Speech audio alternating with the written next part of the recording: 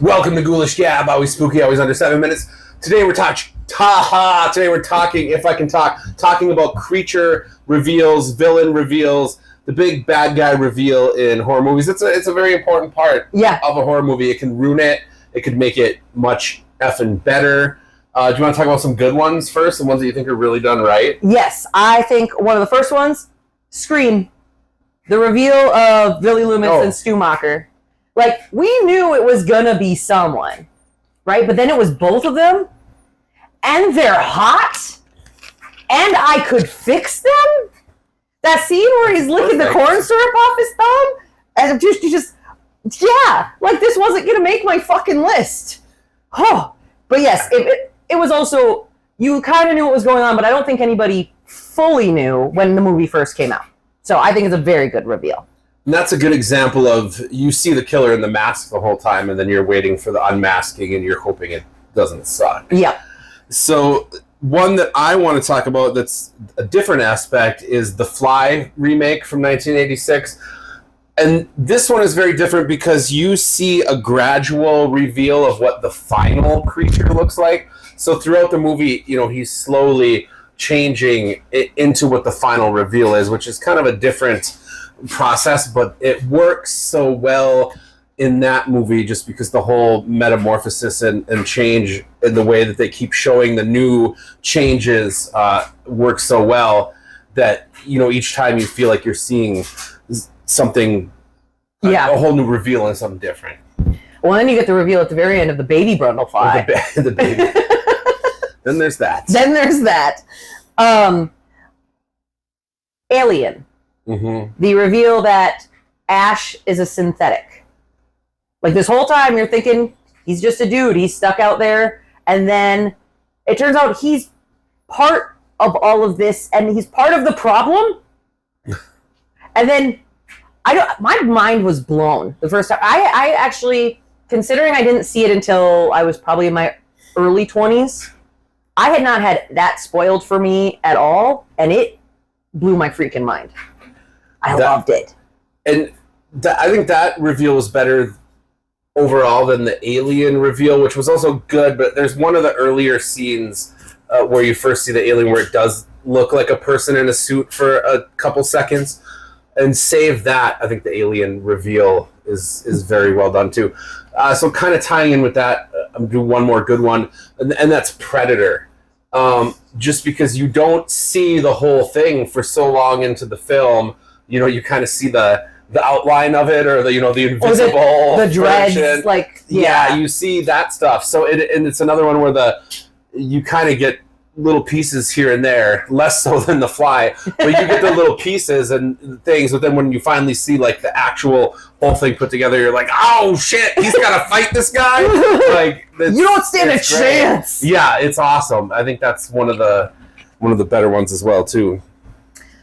Okay, so for bad ones, I'm going to go ahead and say the reveal on Jeepers Creepers of that monster, whose name I cannot remember.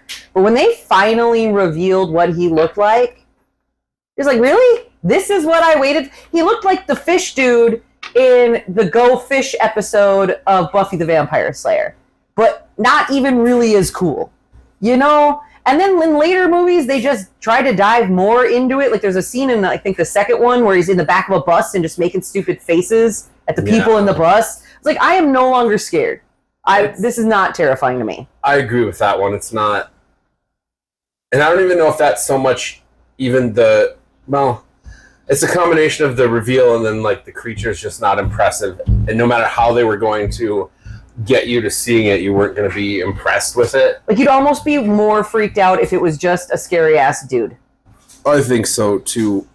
So I'm going to tie two in together, and it's kind of... They're TV productions, but you still feel like they should have had more money to do these right. And it was two Stephen King adaptations. The first one is The Langoliers from 1995. Because it went on for like 20 hours. It was literally like 4 hours. I don't know. It was like 4 parts, or I don't even know. It goes on forever.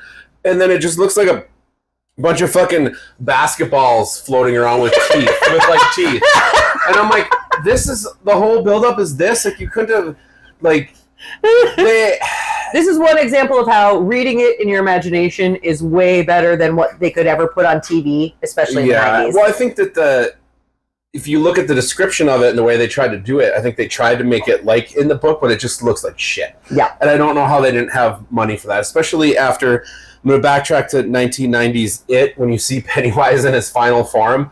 And even for 1990, like, it's not even good stop motion. Like, they're you know, when you do I don't know, you think there had to have been a little bit more money or something for those parts of both those productions, but apparently not, or no one cared. I guess it was harder for made for TV, but all right, my last bad reveal, and I believe we've talked about this before, High Tension.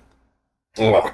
Movie sucks. That movie I was so freaked when I first watched it. It seemed really good, but then the reveal ruined the movie. It just ruined it. It adds up, like, no matter how you try to. That's what ruins it. Is you like, at first you first watch it and the reveal happens. You're like, no fucking way, and you think it's gonna be good, and then your brain starts to put it all together, and you're like, that doesn't make any sense. Like, they clearly just didn't give a fuck, and they were like, this doesn't need to make sense by the reveal. Have the reveal, do what you want. Whatever. Before then. They'll get mad, we don't care. And then there are some movies with no reveals. Like, if you look at the Blair Witch Project.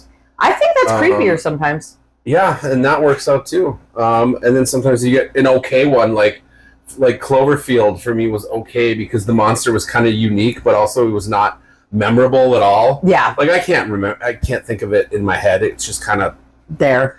But I don't know, tell us about some of your favorite and least favorite monster and villain reveals in movies, and what you think, etc., etc.